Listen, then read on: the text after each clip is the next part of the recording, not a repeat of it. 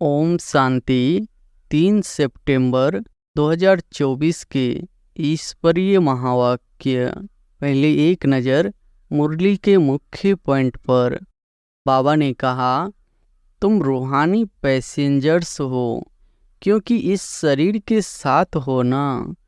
रूह ही ट्रेवलिंग करेगी, शरीर तो यहाँ ही छोड़ देगी, बाकी रूह ही ट्रेवलिंग यात्रा करेगी। तुम्हारा बुद्धि योग घर और राजधानी में है, यह तो पक्का पक्का याद कर लो, क्योंकि यह तो गायन है। अंतमति सो गति, मुक्ति धाम में जाना तो सब चाहते हैं, परंतु उसका भी अर्थ नहीं समझते हैं। इनसे तंग नहीं होना है, क्योंकि यह बहुत वैल्यूबल शरीर है। इस शरीर द्वारा ही आत्मा को बाप से लॉटरी मिलती है। बाप को याद करते रहेंगे, तभी उस योग बल से पापों का बोझा उतरेगा। और फिर बाबा ने कहा, बाप तो आते ही है बोगलों के बीच, फिर तुमको हंस बनाते हैं। तुम अब हंस बने हो, मोती ही चुगते हो। देवताओं को हंस, असुरों को बोगला कहेंगे। अभी तुम किचरा छुराए मोती चुगाते हो। तुमको ही पद्मा पदम भाग्यशाली कहते हैं। तुम्हारे पैर में छापा लगता है पद्मों का। मनुष्य यह तो समझते हैं ना, स्वर्ग था, परंतु कब था फिर कैसे होगा वह पता नहीं है। तुम बच्चे अभी रोशनी में आए हो, वह सब है अंधियारे में। क्राइस्ट और बुद्ध को थोड़े ही पतित पावन कहेंगे। गुरु वह जो सद्गति करे, यहाँ से वापिस जाने का रास्ता बतलाने वाला, सर्व का सद्गति करने वाला अकाल मूर्त एक ही बाप है। और फिर लास्ट में बाबा ने कहा, इस समय मनुष्य जो कुछ करते हैं वह रॉन्ग ही करते हैं, क्योंकि रावण की मत पर है ना। हर एक में 5 विकार है। अभी रावण राज्य है, वह सब भक्ति कर रहे हैं, तुम ज्ञान ले रहे हो। वह रात में है, तुम दिन में जाते हो, अर्थात स्वर्ग में। अब बाप ने ऑर्डिनेंस निकाला है, काम महाशत्रु है, इन पर जीत पाने से तुम जगत जीत बन जाएंगे। आत्मा और शरीर 2 चीज है। आत्मा में ही मन बुद्धि है, शरीर तो जड़ है। पाठधारी आत्मा बनती है, खूबी वाली चीज आत्मा है। तो अब बाप को याद करना है। कहते हैं फलाना स्वर्ग गया, यह कहना भी वास्तव में रॉन्ग है। निराकारी दुनिया को कोई हेवन नहीं कहा जाता है। और अब सुनते हैं महावाक्यों को विस्तार से। मुरली का सार है, मीठे बच्चे, तुम्हें किसी भी पतित देहधारियों से प्यार नहीं रखना है, क्योंकि तुम पावन दुनिया में जा रहे हो। एक बाप से प्यार करना है। प्रश्न है, तुम बच्चों को किस चीज से तंग नहीं होना है और क्यों? उत्तर है, तुम्हें अपने इस पुराने शरीर से जरा भी तंग नहीं होना है, क्योंकि यह शरीर बहुत बहुत वैल्यूबल है। आत्मा इस शरीर में बैठ बाप को याद करके बहुत बड़ी लॉटरी ले रही है। बाप की याद में रहेंगे तो खुशी की खुराक मिलती रहेगी।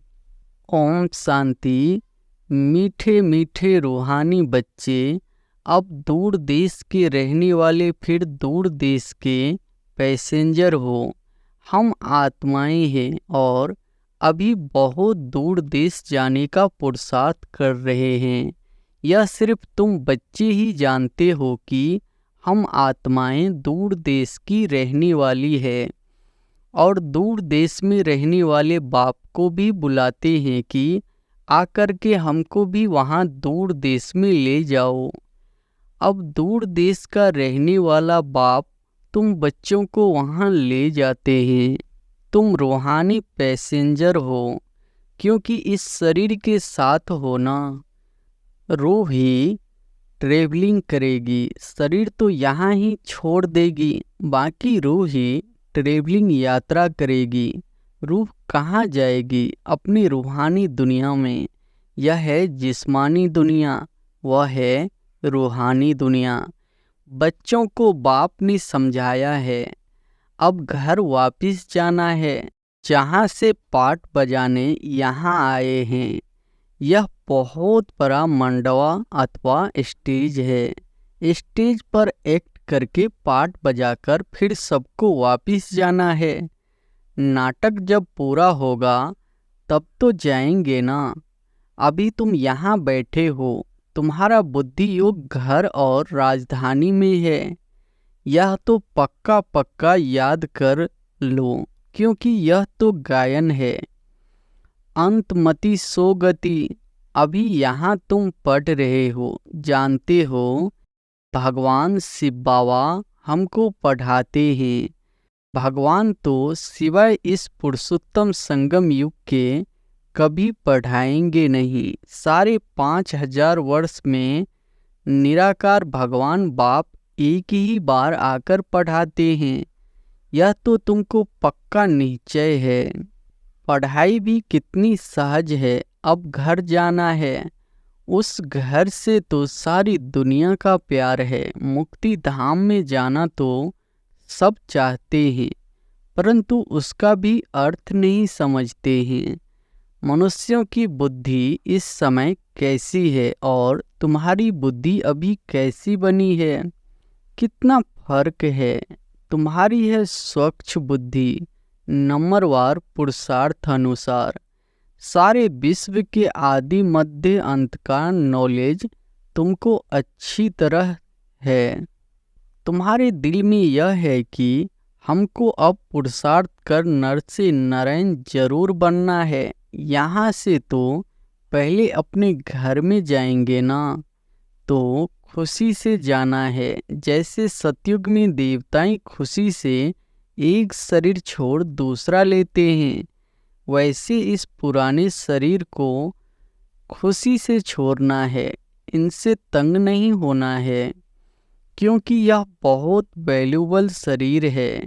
इस शरीर द्वारा ही आत्मा को बाप से लॉटरी मिलती है। हम जब तक पवित्र नहीं बने हैं तो घर जा नहीं सकेंगे। बाप को याद करते रहेंगे, तभी उस योग बल से पापों का बोझा उतरेगा, नहीं तो बहुत सजा खानी पड़ेगी। पवित्र तो जरूर बनना है। लौकिक संबंध में भी बच्चे कोई गंदा पतित काम करते हैं तो बाप गुस्से में आकर लाठी से भी मार देते हैं, क्योंकि बेकायदे पतित बनते हैं। किसके साथ भी बेकायदे प्यार रखते हैं तो भी माँ बाप को अच्छा नहीं लगता है। यह बेहद का बाप फिर कहते हैं, तुम बच्चों को यहाँ तो रहना नहीं है, अभी तुमको जाना है नई दुनिया में। वहाँ बिकारी पतित कोई होता नहीं, एक ही पतित पावन बाप आकर ऐसा पावन तुमको बनाते हैं। बाप खुद कहते हैं, हमारा जन्म दिव्य और अलौकिक है और कोई भी आत्मा मेरे समान शरीर में प्रवेश नहीं कर सकती। बाल धर्म स्थापक जो आते हैं उनकी आत्मा भी प्रवेश करती है, परंतु वह बात ही अलग है। हम तो आते ही हैं सबको वापस ले जाने के लिए। वह तो ऊपर से उतरते हैं नीचे अपना पाठ बजाने। हम तो सबको ले जाते हैं, फिर बतलाते हैं कि तुम कैसे पहले पहले नई दुनिया में उतरेंगे।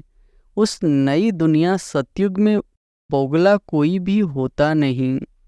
पाप तो आते ही है बोगलों के बीच, फिर तुमको हंस बनाते हैं। तुम अब हंस बने हो, मोती ही चुगते हो। सतयुग में तुमको यह रतन नहीं मिलेंगे। यहाँ तुम यह ज्ञान रतन चुग कर हंस बनते हो। बोगले से तुम हंस कैसे बनते हो, यह बात बैठ समझाते हैं। अभी तुमको हंस बनाते हैं। देवताओं को हंस, असुरों को बोगला कहेंगे। अभी तुम कीचड़ा छुराए मोती चुगते हो। तुमको ही पद्मा पदम भाग्यशाली कहते हैं। तुम्हारे पैर में छापा लगता है पद्मों का। शिव बाबा को तो पाँव है नहीं जो पद्म हो सके। वह तो तुमको पद्मा पदम भाग्यशाली बनाते हैं। बाप कहते हैं मैं तुमको विश्व का मालिक बनाने आया हूँ। यह सब बातें अच्छी रीति समझने की है। मनुष्य यह तो समझते हैं ना स्वर्ग था, परंतु कब था फिर कैसे होगा वह पता नहीं है।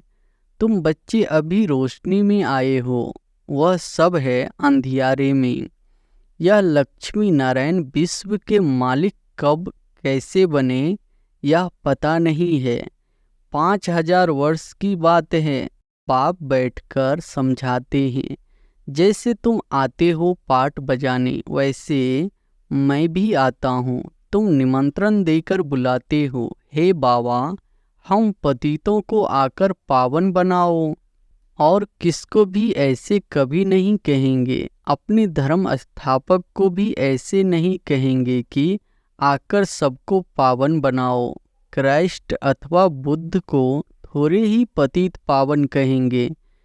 गुरु वह जो सद्गति करे, वह तो आते हैं उनके पिछाड़ी। सबको नीचे उतरना है। यहाँ तो वापिस जाने का रास्ता बतलाने वाला, सर्व का सद्गति करने वाला अकाल मूर्त एक ही बाप है। वास्तव में सद्गुरु अक्षर ही राइट है। तुम सबसे राइट अक्षर फिर भी सिख लोग बोलते हैं, बड़ी बड़ी आवाज से कहते हैं सद्गुरु अकाल। बड़ी जोर से धुन लगाते हैं सद्गुरु अकाल मूर्त कहते हैं। मूर्त ही नहीं हो तो वह फिर सद्गुरु कैसे बनेंगे, सद्गति कैसे देंगे। वह सद्गुरु स्वयं ही आकर अपना परिचय देते हैं। मैं तुम्हारे मिसल जन्म नहीं लेता हूँ और तो सब शरीरधारी बैठ सुनाते हैं। तुमको अशरीरी रूहानी बाप बैठ समझाते हैं। रात दिन का फर्क है। इस समय मनुष्य जो कुछ करते हैं वह रॉन्ग ही करते हैं, क्योंकि रावण की मत पर है ना। हर एक में 5 विकार है। अभी रावण राज्य है। यह बातें डिटेल में बाप बैठ समझाते हैं, नहीं तो सारी दुनिया के चक्र का मालूम कैसे पड़े। यह चक्र कैसे फिरता है मालूम पड़ना चाहिए ना। यह भी तुम नहीं कहते हो कि बाबा समझाओ, आपे ही बाप समझाते रहते हैं। तुमको एक ही प्रश्न पूछने का नहीं रहता। भगवान तो बाप है, बाप का काम है सब कुछ आपे ही सुनाना, आपे ही सब कुछ करना। बच्चों को स्कूल में बाप आपे ही बिठाते हैं, नौकरी पर लगाते हैं, फिर उनको कहते हैं 60 वर्ष बाद यह सब छोड़ भगवान का भजन करना, वेद शास्त्र आदि पढ़ना, पूजा करना। तुम आधा क्लब पुजारी बने, फिर आधा क्लब के लिए पूज्य बनते हो। पवित्र कैसे बनो उसके लिए कितना सहज समझाया जाता है। फिर भक्ति बिल्कुल छूट जाती है। वह सब भक्ति कर रहे हैं, तुम ज्ञान ले रहे हो। वह रात में है, तुम दिन में हो जाते हो, अर्थात स्वर्ग में। गीता में लिखा हुआ है मन मनाभ भव। यह अक्षर 2 मशहूर है। गीता पढ़ने वाले समझ सकते हैं, बहुत सहज लिखा हुआ है। सारी आयु गीता पढ़ते आए हैं, कुछ भी नहीं समझते। अब वही गीता का भगवान बैठ सिखलाते हैं तो पतित से पावन बन जाते हैं। अभी हम भगवान से गीता सुनते हैं, फिर औरों को सुनाते हैं, पावन बनते हैं। बाप के महावाक्य है ना, यह है वही सहज राजयोग। मनुष्य कितने अंधश्रद्धा में डूबे हुए हैं। तुम्हारी तो बात ही नहीं सुनते हैं। ड्रामा अनुसार उन्हों की भी जब तकदीर खुले तभी आ सके। तुम्हारे पास तुम्हारे जैसी तकदीर और कोई धर्म वालों की नहीं होती। बाप ने समझाया है, यह तुम्हारा देवी देवता धर्म बहुत सुख देने वाला है। तुम भी समझते हो, बाप ठीक कहते हैं। शास्त्रों में तो वहाँ भी कंस रावण आदि बैठ दिखाते हैं। वहाँ के सुख का तो कोई को पता ही नहीं है। भल देवताओं के पूजते हैं, परंतु बुद्धि में कुछ नहीं बैठता। अब बाप कहते हैं, बच्चे मुझे याद करते हो। ऐसे कभी सुना कि बाप बच्चे को कहे कि तुम मुझे याद करो? लौकिक बाप कभी ऐसे याद कराने का पुरुषार्थ कराते हैं क्या? यह बेहद का बाप बैठ समझाते हैं। तुम सारे विश्व के आदि मध्य अंत को जानकर चक्रवर्ती राजा बन जाएंगे। पहले तुम जाएंगे घर, फिर आना है पाटधारी बनकर। अभी किसी को भी पता नहीं पड़ेगा कि यह नई आत्मा है या पुरानी आत्मा है। नई आत्मा का नामाचार जरूर होता है। अभी भी देखो कोई कोई का कितना नामाचार होता है। मनुष्य ढेर आ जाते हैं, बैठे बैठे अन्यनाश ही आ जाते हैं, तो वह प्रभाव पड़ता है। बाबा भी इसमें अन्यनाश ही आते हैं, तो वह प्रभाव पड़ता है। वह भी नई आत्मा आती है तो पुरानों पर प्रभाव होता है। टाल टालियाँ निकलती जाती है तो उनकी महिमा होती है। किसको पता नहीं रहता है कि इनका नामाचार क्यों है। नई आत्मा होने से उनमें कशिश होती है। अभी तो देखो कितने ढेर झूठे भगवान बन गए हैं। इसलिए गायन है, सच की बेरी हिलती डुलती है लेकिन डूबती नहीं है। तूफान बहुत आते हैं क्योंकि भगवान खिवैया है ना। बच्चे भी हिलते हैं, नाव को तूफान बहुत लगते हैं और सत्संगों में तो ढेर जाते हैं, परंतु वहाँ कभी तूफान आदि की बात नहीं आती। यहाँ अबलाओं पर कितने अत्याचार होते हैं, परंतु फिर भी स्थापना तो होनी ही है। बाप बैठ समझाते हैं, हे आत्माएं, तुम कितना जंगली कांटे बन पड़े हो। दूसरों को कांटा लगाते हो तो तुमको भी कांटा लगता है। रिस्पॉन्ड तो हर एक बात का मिलता है। वहाँ दुख की छीछी बातें कोई होती नहीं, इसलिए उनको कहा ही जाता है स्वर्ग। मनुष्य स्वर्ग और नरक कहते हैं, परंतु समझते नहीं है। कहते हैं फलाना स्वर्ग गया। यह कहना भी वास्तव में रॉन्ग है। निराकारी दुनिया को कोई हेवन नहीं कहा जाता है, वह है मुक्ति धाम। या फिर कहते हैं स्वर्ग में गया। अभी तुम जानते हो यह मुक्ति धाम आत्माओं का घर है। जैसे यहाँ घर होते हैं, भक्ति मार्ग में जो बहुत धनवान होते हैं तो कितने ऊंचे मंदिर बनाते हैं। शिव का मंदिर देखो कैसे बना हुआ है। लक्ष्मी नारायण का भी मंदिर बनाते हैं तो सच्चे जेवर आदि कितने होते हैं। बहुत धन रहता है। अभी तो झूठ हो गया है। तुम भी आगे कितने सच्चे जेवर पहनते थे। अभी तो गवर्नमेंट के डर से सच्चा छिपाए झूठ पहनते रहते हैं। वहाँ तो है सच ही सच, झूठा कुछ भी होता नहीं। यहाँ सच्चा होते भी छिपाकर रख देते हैं। दिन प्रतिदिन सोना महंगा होता रहता है। वहाँ तो है ही स्वर्ग। तुमको सब कुछ नया मिलेगा। नई दुनिया में सब कुछ नया। अकीचार अथाह धन था। अभी तो देखो हर एक चीज कितनी महंगी हो गई है। अभी तुम बच्चों को मूल वतन से लेकर सब राज समझाया है। मूल वतन का राज बाप बिगर कौन समझाएंगे। तुमको भी फिर टीचर बनना है। गृहस्थ व्यवहार में भी भल रहो, कमल फूल समान पवित्र रहो औरों को भी आप समान बनाएंगे तो बहुत ऊंचे पद पा सकते हैं। यहाँ रहने वालों से भी वह ऊंचे पद पा सकते हैं। नंबरवार तो है ही, बाहर में रहते हुए भी विजय माला में पिरो सकते हो। हफ्ते का कोर्स ले फिर बाल विलायत में जाए व कहाँ भी जाए, सारी दुनिया को भी मैसेज मिलना है। बाप आए हैं, सिर्फ कहते हैं मामेकम याद करो। वह बाप ही लिबरेटर है, गाइड है। वहाँ तुम जाएंगे तो अखबार में भी बहुत नाम हो जाएगा, दूसरों को भी यह बहुत सहज बात लगेगी। आत्मा और शरीर दो चीज है।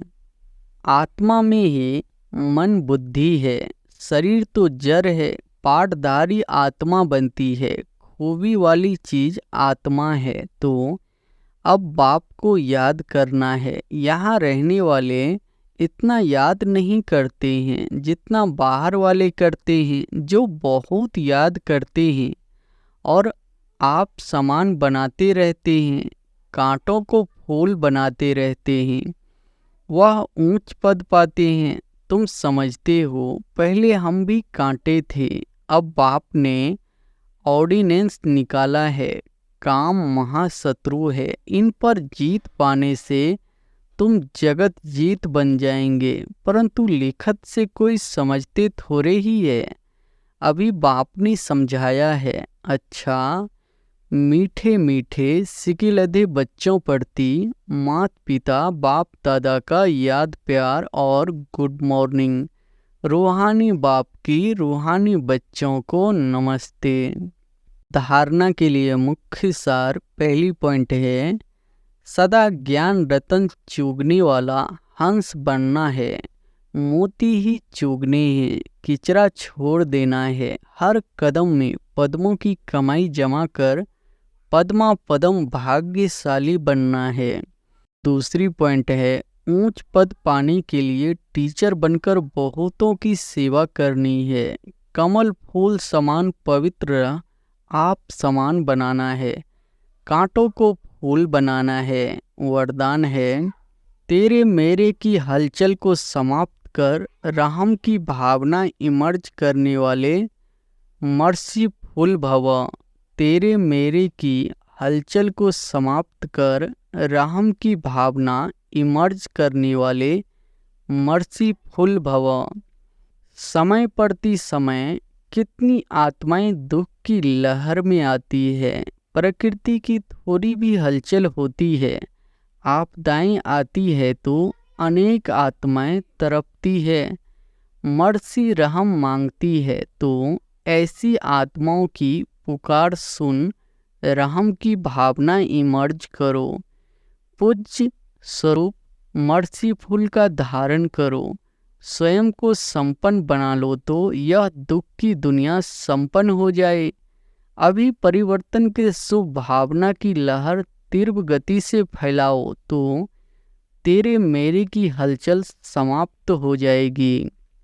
स्लोगन है, व्यर्थ संकल्पों की हथौड़ी से समस्या के पत्थर को तोड़ने के बजाय हाई जंप दे समस्या रूपी पहाड़ को पार करने वाले बनो।